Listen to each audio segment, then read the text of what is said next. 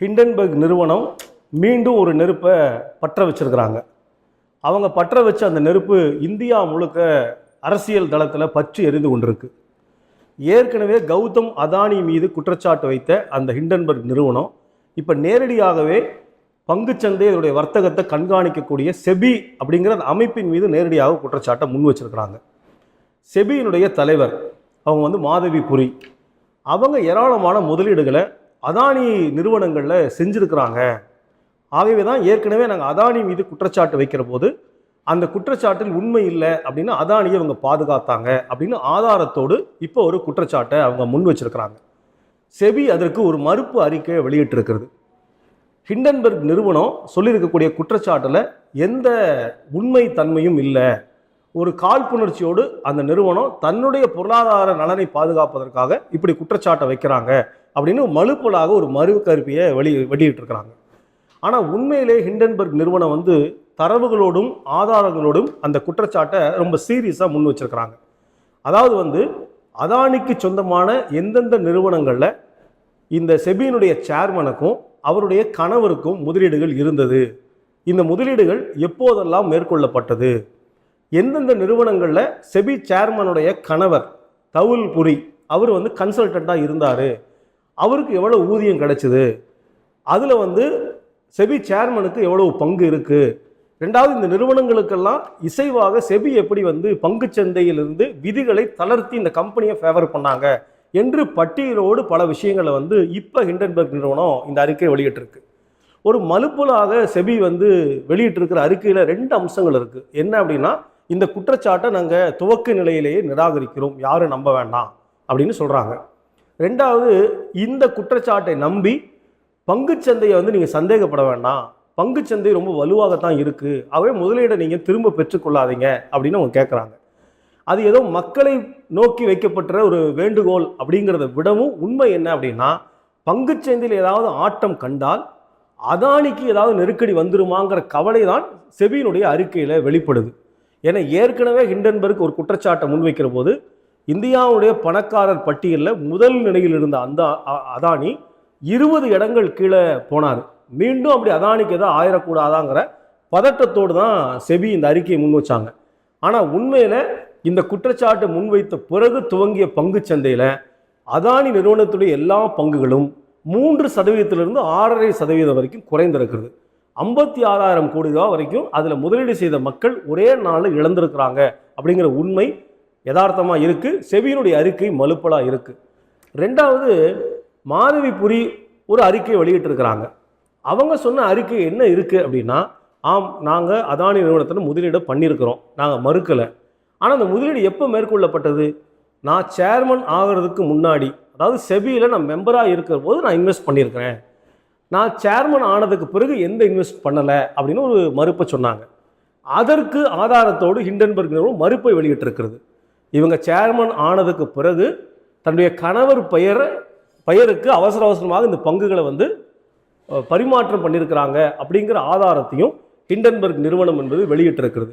அப்படின்னா இந்த நிகழ்வுகளிலிருந்து பார்த்தா என்ன ஒன்று புரியுது அப்படின்னா, அதானிக்கு ஏதாவது ஒன்று நடந்தால் செபி கவலைப்படுது, ஒன்றிய அரசாங்கம் கவலைப்படுது. செபி அறிக்கை வெளியிடுவதற்கு முன்பு, மாதவி புரியினுடைய அறிக்கை வருவதற்கு முன்பு ஒன்றிய அரசாங்கத்துடைய அமைச்சர் ராஜீவ் சந்திரசேகர் ஊடகங்களில் பேசுகிறாரு. என்ன பேசுகிறாரு? இந்தியாவின் மீது குற்றச்சாட்டுகளை தொடர்ந்து வச்சுக்கிட்டே இருக்கிறாங்க. தமிழக பாஜகவுடைய தலைவர் அண்ணாமலை ராஜீவ் சந்திரசேகர் பேசுகிற அதே டோனில் இந்தியாவை நான் பாதுகாக்கணும் அப்படின்னு பேசுகிறாங்க. என்ன ஒரு அடிப்படை கேள்வி எழுப்ப வேண்டியிருக்கு அப்படின்னா, அதானி மீது ஒரு குற்றச்சாட்டு வைத்தால் அது எப்படி இந்தியாவின் மீதான தாக்குதலாக இருக்கும்? செபி தலைவர் முறைகேடாக அதானி நிறுவனத்தில் முதலீடு செய்திருக்கிறாங்க அப்படின்னு சொன்னால் அது எப்படி இந்தியாவிற்கு எதிரான போராக இருக்கும் அப்படிங்கிறத இவங்க தான் விளக்கணும். ஏன்னா அதானிக்கு எது நடந்தாலும் கவலைப்படக்கூடிய முதல் நபர் யார்? எல்லாருக்கும் தெரியும், அது நம்முடைய பாரத பிரதமர் நரேந்திர மோடி. கடந்த நாடாளுமன்ற கூட்டத்தொடரில் 2 பேருடைய பாராளுமன்ற உறுப்பினர் தகுதியிலிருந்து நீக்கம் பண்ணாங்க. ஒருவர் இன்றைய எதிர்க்கட்சி தலைவராக கூடிய ராகுல் காந்தி. அவர் என்ன சொன்னார்? ரொம்ப பகிரங்கமாக சொன்னார், நம்முடைய பிரதமர் மோடி அதானியுடைய வேலைக்காரன் அப்படின்னு சொன்னார். His a servant, primary servant of Adani அப்படின்னு சொன்னார். பொறுத்துக்குவாரா? இந்த உண்மையை வெளியே சொல்லிட்டா கோபம் பாராளுமன்ற உறுப்பினர் பதவியை பறிச்சிட்டாரு. மகுவா மைத்ரா திரிணாமுல் காங்கிரஸுடைய எம்பி எப்படி இந்த அரசாங்கம் அதானிக்கு ஃபேவர் பண்ணுது அப்படிங்கிற எல்லா விஷயங்களையும் நாடாளுமன்றத்தில் கேள்விகளாக எழுப்புனாங்க. அவங்க எழுப்புகிற எந்த கேள்விக்கும் பதில் சொல்ல முடியாத ஒன்றிய அரசாங்கம் இவங்க பாராளுமன்றத்துக்குள்ள இருந்தால் தானே கேட்பாங்க, தகுதி நீக்கம் பண்ணிட்டா பிரச்சனையே இல்லையே அப்படின்னு சொல்லிட்டு பாஸ்வேர்டை வேற யாருக்கும் கொடுத்துருக்காங்கன்னு ஒரு சொத்தையான காரணத்தை சொல்லி அவங்களோட நாடாளுமன்றத்துக்கு தகுதி நீக்கம் பண்ணாங்க. இப்போ இதுதான் ஒன்றிய அரசாங்கத்தினுடைய பாஜக அமைச்சரனுடைய மோடியினுடைய உண்மையான முகம்.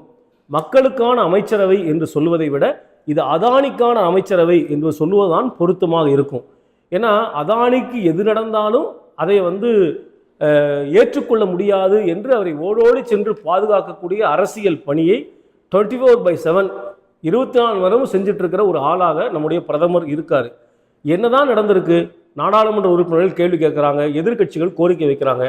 ஒரு ஜாயிண்ட் பார்லிமெண்டரி கமிட்டி நாடாளுமன்ற கூட்டுக்குழுவை அமைத்து முறையாக விசாரணை செய்து முறைகேடு நடந்திருக்கிறதா இல்லையா என்பதை விளக்க வேண்டிய பொறுப்பு யாருக்கு இருக்கிறது? ஒன்றிய அரசாங்கத்துக்கு இருக்கிறது. ஒரு தனி மனிதன் எல்லா முறைகேடிலும் ஈடுபடலாம், அதை ஒன்றிய அரசாங்கம் அனுமதிக்கலாம். அதை கேள்வி கேட்டால் நீங்கள் ஆன்டி இண்டியன், இந்தியாவிற்கு ஆபத்து என்று ஒரு மலுப்பனான குற்றச்சாட்டை முன்வைச்சு மறுத்தீங்கன்னு சொன்னால் நிச்சயமாக ஒன்றிய அரசாங்கத்துடைய நம்பகத்தன்மையை இந்த இடத்துல கேள்விக்குள்ளாக்க வேண்டிய அவசியம் என்பது இருக்கு. அதானி மீது வைக்கப்படுகிற குற்றச்சாட்டு நிச்சயம் இந்த அரசின் மீது வைக்கப்படுகிற குற்றச்சாட்டாகத்தான் புரிந்து கொள்ள வேண்டுமே தவிர அதானி என்பது ஒரு தனி மனிதன் கிடையாது. ஏற்கனவே கடல் வளத்தை கொடுத்துட்டாங்க, துறைமுகத்தை கொடுத்துட்டாங்க, விமான நிலையத்தை கொடுத்துட்டாங்க. இன்றைக்கு இவ்வளவு இயற்கை பேரிடர் நடக்கக்கூடிய சமகால சூழலிலும் சத்தீஸ்கர் மாநிலத்தில் 8 லட்சம் மரங்களை அழித்து 4000 ஹெக்டேரில் ஒரு 3வது கோல் மைனை அதானிக்கு கொடுப்பதற்கான ஒரு ஏற்பாடை இந்த ஒன்றிய அரசாங்கம் ரொம்ப முனைப்பாக ஈடுபட்டு கொண்டிருக்கிறது. அதானிக்காகத்தான் இந்த அரசு என்பதில் ரொம்ப அவங்க தெளிவாக இருக்காங்க. இந்த முறைகேடு என்பது மக்களுக்கு சம்பந்தம் இல்லாத ஒரு பிரச்சனை. அதானி, செபி, அரசு இந்த 3 பேருக்கு இடையில் நடக்கக்கூடிய பிரச்சனையாக பார்க்காமல் இந்த தேசத்தினுடைய பொருளாதாரத்தை, பங்குச்சந்தையை நம்பியிருக்கக்கூடிய கோடிக்கணக்கான மக்களுடைய சேமிப்பை சூறையாடுகிற ஒரு பிரச்சனையாக பார்க்கவும் விவாதிக்கவும் புரிந்து கொள்ளவும் வேண்டும். இந்த முறைகேடை தடுக்கவில்லை என்று சொன்னால் நிச்சயமாக மக்களுடைய போராட்டத்தை நாம் தவிர்க்க முடியாது.